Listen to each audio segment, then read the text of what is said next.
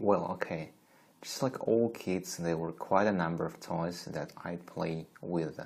But the one I'd particularly like to talk about today is my toy car racing track. As far as I can recall, I got it from my parents as a Christmas present back when I was still in primary school, aged around 8 or 9 I think. It was a big deal to get a car racing track back then, as these electronically powered toys hadn't been around so long.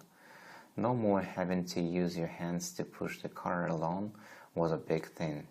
If memory serves me right, there were lots of possible configurations for the track, but I only ever worked out one of them, which was the figure of 8.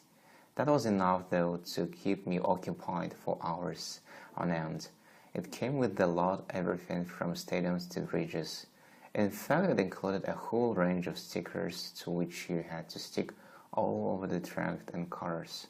How it worked was actually not so complex.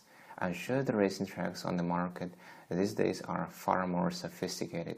It basically came with 2 cars and 2 things which were like remote controls. You'd place the car on the track and then push a lever down on the so-called remote control, which would act as the accelerator. There were no brakes, just the gas. The lighter you pushed down though, the slower it would go. In terms of functions, though, it didn't really offer much. At that time, I think there were better models out on the market. As I recall, some had the loop, while others had tracks climbing the wall.